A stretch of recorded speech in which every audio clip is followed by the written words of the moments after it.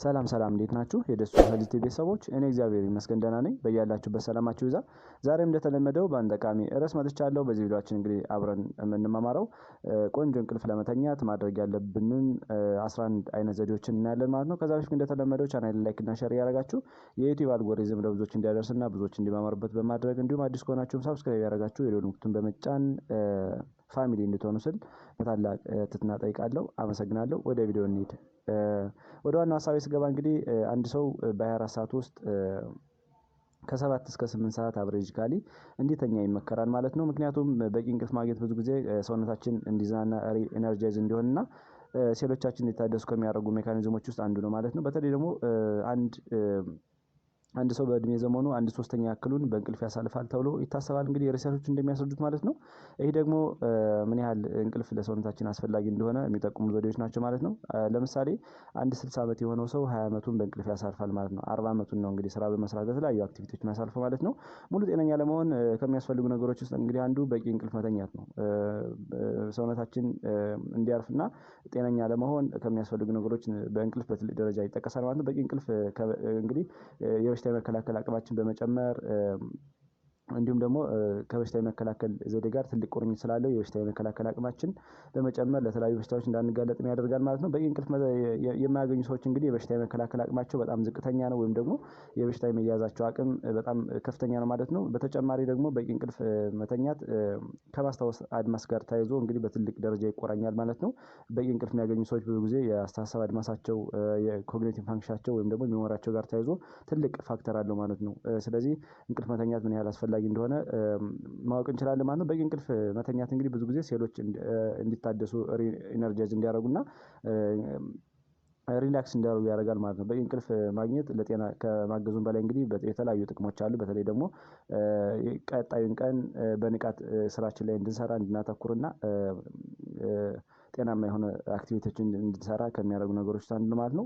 አንድ ሰው እንግዲህ የእንቅልፍ ችግር አለበት ለማለት ከመተኛ ከተዘጋጀበት ሰዓት አንስቶ ያለውን ከ30 ደቂቃ በላይ ከሆነ ይሄ ደግሞ ለተከታታይ በሳምንቱ 3 ቀን እንዲሁም የሚቀጥል ከሆነ የእንቅልፍ ችግር አለበት ተብሎ ይታሰባል ማለት ነው። ብዙ ጊዜ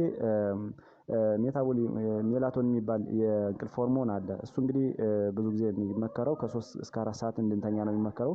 በዛ ሰዓት እንግዲህ ሜላቶኒን ሆርሞን ፕሮዳክሽን እንዲጨምር ከሚያደርጉ ነገሮች አንዱ ነው ማለት ነው። ምክንያቱም የራሱ ሰርካዲያን ሪትም ወይም ደግሞ የራሱ ፕሮሰስ ናቹራሊ የሆርሞኑ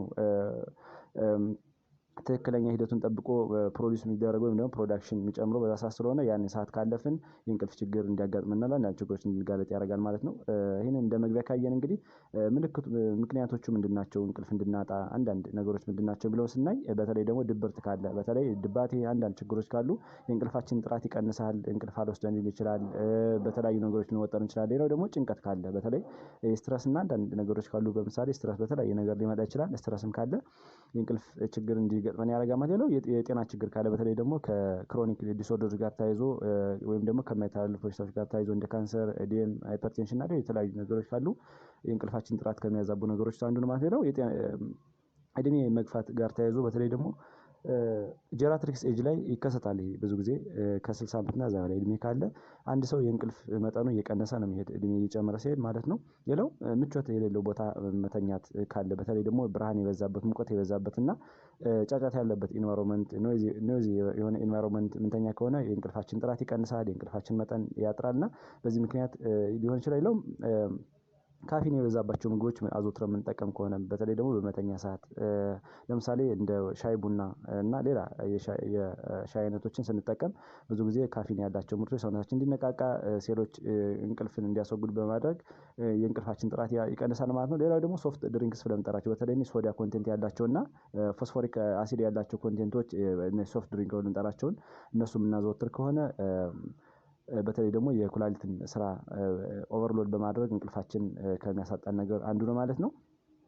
ሌላው ስጋት ካለ ፍራቻ ስጋት ካለ በተለይ ደግሞ ከአንዳንድ ነገሮች ጋር ተያይዞ በህይወት ዘመናችን ከስጋት ጋር ተያይዞ በፍርሃት ጋር ተያይዞ ፍራቻ ካለ ይሄም የእንቅልፋችን ጥራት ይቀንሳል። ሌላው ደግሞ የስራ ሰዓት ለውጥ መኖር በተለይ ደግሞ ሰዎች ማታ ማታ ስራ የሚሰሩ ከሆነ በተለይ ስራቸውን የሚያዛቡ ነገሮች ካሉ ይሄም የእንቅልፍን ጥራትን ከሚያዛቡ ነገሮች አንዱ ነው ማለት ነው። በጣም ጠግቦ መብላት ነው። በተለይ ሰውነታችን በተለያዩ ነገሮች በተለይ ደግሞ ከባድ ልንተኛ አካባቢ ከፍተኛ ፕሮቲን ያላቸውን ከፍተኛ ካርቦሃይድሬት መጠን ያላቸውና ከፍተኛ ቅባት ያላቸው ምግቦች የምንመገብ ከሆነ ይሄም የእንቅልፋችን ጥራት ይጠብቃል ማለት ነው። አልኮል መጠጣት ነው። አልኮል መጠጣት እንግዲህ ለመጀመሪያ ጊዜ እንቅልፍ እንዲወስደን ያደርጋል። ነገር ግን በመሀል ኢንተራፕሽን እንዲኖርና የእንቅልፋችን ሰላም ሊያሳጡ ከሚችሉ ነገሮች ጋር ተያይዞ ሊፈጠር የሚችለውን ነገር በመጨመር የእንቅልፋችን ጥራት ይቀንሳል ማለት ነው። እንግዲህ ይህንን እነዚህ ምልክቶችን ካየን አሁን ደግሞ አንድ ባንድ እንቅልፍ መተኛት ምን ያህል ወይም ደግሞ የእንቅልፋችን ጥራት ሊቀንሱ የሚችሉ ነገሮችን ስናይ አንደኛው እና የመጀመሪያው እንግዲህ ለሽንት መንቃትን ለመቀነስ እንግዲህ ከመተኛታችን በፊት ከሁለት ሰዓት በፊት ውሃ መጠጣት ማቆም አለብን ማለት ነው። የእንቅልፍ ጥራት ለመጨመር ወይም ደግሞ እንቅልፋችን በሰላም ለመተኛት ምክንያቱም ሽንት የእንቅልፍን ጥራት ይቀንሳል። ብዙ ጊዜ ብዙ ውሃ የምንጠጣ ከሆነ ብዙ የውሃ መጠን የምናበዛ ከሆነ ልንተኛ አካባቢ ሽንት በጣም ብላደራችን በሽንት ስለሚወጠር ለአንዳንድ ለእንቅልፍ ጥራት እንቅልፍ እንዳንተኛና የእንቅልፍ ጥራትን የሚቀንሱ ነገሮች ውስጥ አንዱ ነው ማለት ነው። በተለይ ደግሞ ከመተኛታችን ከሁለት ሰዓት በፊት ውሃ ባንጠቀም አሪፍ ነው ማለት ነው። ሁለተኛ አልኮል መጠን ማቆም ነው። በተለይ ደግሞ ከመተኛታችን በፊት ወይም ደግሞ ልንተኛ አካባቢ የአልኮል መጠጦችን መቀነስ አለብን ማለት ነው። ምክንያቱም መጀመሪያ እንድንተኛ ያደርጋል እንግዲህ አልኮል ነገር ግን በመሃል እንድንነቃና የእንቅልፋችን ጥራት ከሚቀንሱ ነገሮች ውስጥ አንዱ ነው ማለት ነው። አልኮል እንግዲህ እንደ ዳይሬክት ኢፌክት አለው። ብዙ ጊዜ አልኮል ስንጠጣ ሽንት ያሸናል። ስለዚህ አልኮል እንደሚታወቀው ሽንት ስንሸና ደግሞ ኩላሊታችን በደንብ ፊልተር ስለምታደርግ ወይም ደግሞ ሎድ ስለሚኖራት ቶሎ የማጣራት ዘዴ ስለሚኖር በመሃል ቶሎ ብዙ ሽንት እንዲሸና ስለሚያደርግ በመሃል እንድንነቃና እንድንረበሽ ያደርጋል ማለት ነው። ስለዚህ አልኮል መጠጣትን ማቆም አለብን ማለት ነው። በእንቅልፍ ሰዓት ማለት ነው። በተለይ ደግሞ ማታ አልኮል ባንጠጣ የተመረጠ ነው ማለት ነው። ሶስተኛ ናፕ ወይም ደግሞ ይሄ እረፍት ብለን የምንጠራው ቀን ላይ የምንተኛትን ከ30 ደቂቃ ባይበልጥ ይመከራል ማለት ነው። ምክንያቱም የማታን የእንቅልፍ ሰዓት ስለሚያዛባና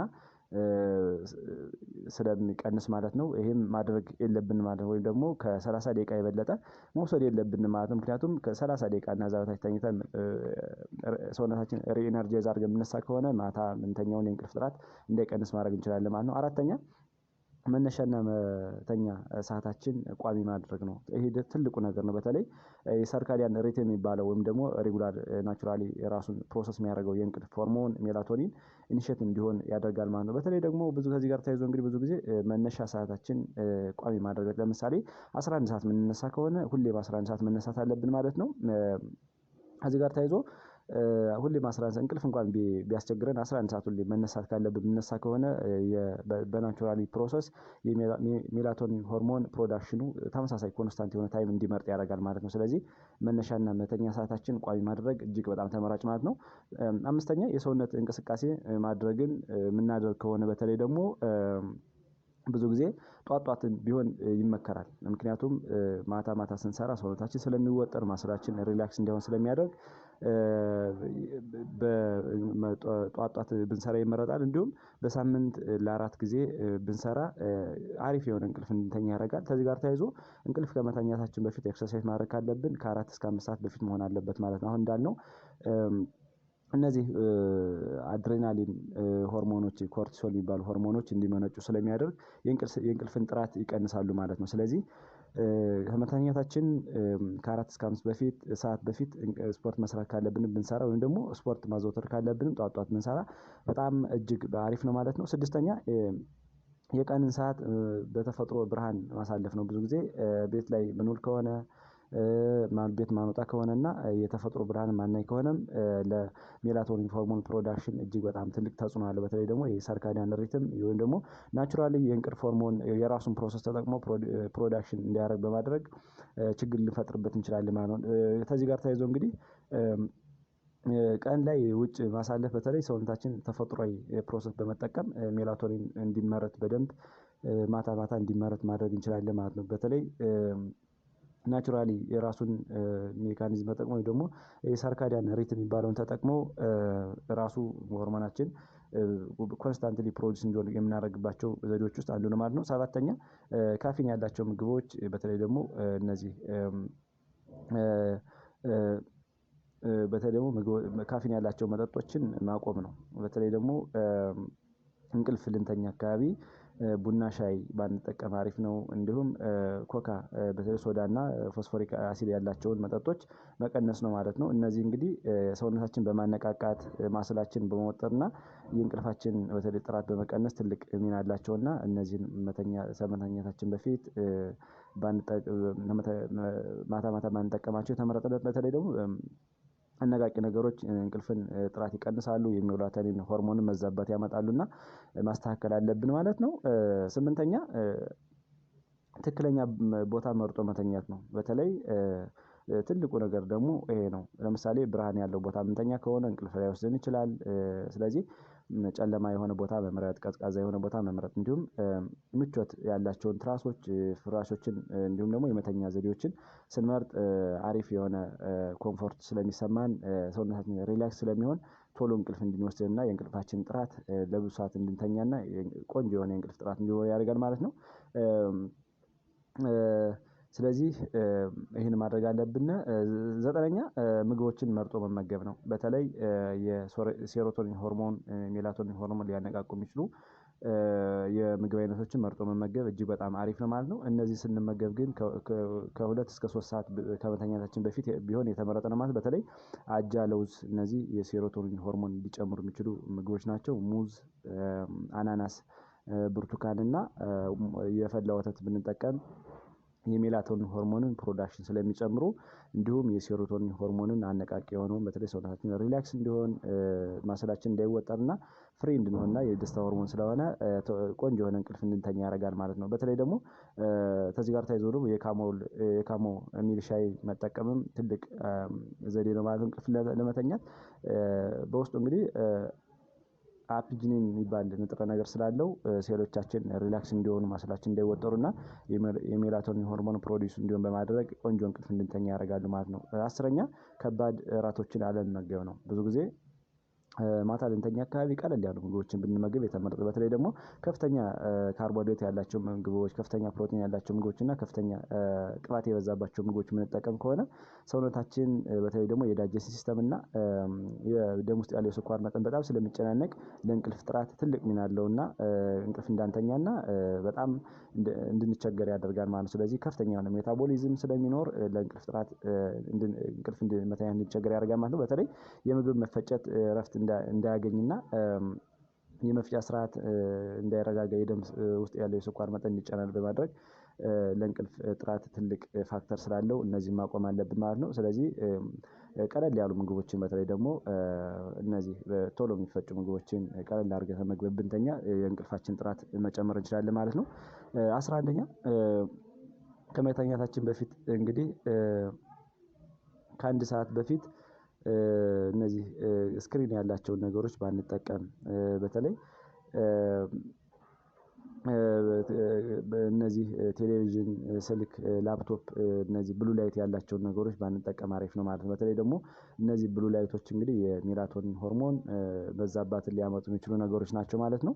እነዚህን ማስተካከል አለብን ማለት ነው። ከዚህ ጋር ተያይዞ ልንተኛ አንድ ሰዓት አካባቢ ከዛ በፊት ደግሞ ሞቅ ያለ በሞቀ ውሃ ሻወር ብንወስድ ሰውነታችን ሪላክስ እንዲሆን ማስላችን ዘና እንዲልና የጭንቀት ሆርሞኖች እንዲቀንሱ በማድረግ ዘና ያለ እንቅልፍ መተኛት እንችላለን ማለት ነው። ስለዚህ እነዚህን ዘዴዎች በመጠቀም በተለይ ደግሞ አሁን ያልናቸውን ከፍተኛ መጠን ያላቸውን ከባድ ምግቦችን በመቀነስ ካፊን ኮንተንት ያላቸውን ምግቦች በመቀነስ እና ጥሩ የሆነ ኮምፎርት የሆነ ኢንቫይሮመንት መርጦ በመተኛት ሰውነታችን ዘና እንዲልና ቆንጆ የሆነ ጥራት ያለው እንቅልፍ እንዲተኛ ከምናደርግባቸው ነገሮች ውስጥ አንዱ ነው ማለት ነው። ስለዚህ እነዚህን ብንተገብር እርግጠኛ ነኝ ትልቅ ነገር እናገኝባቸዋለን ብዬ አስባለሁ። ለዛሬው ያለን ትምህርት እዚህ ላይ ጨረስን። ቀጣይ ላይ የምለቃቸው ቪዲዮዎች እናንተ እንዲደርሳችሁ ላይክ፣ ሼር እንዲሁም ሳብስክራይብ ያደረጋችሁ አፕሪሼት እንድታደርጉ ስል ጠይቃለሁ። አመሰግናለሁ። ባይ ባይ።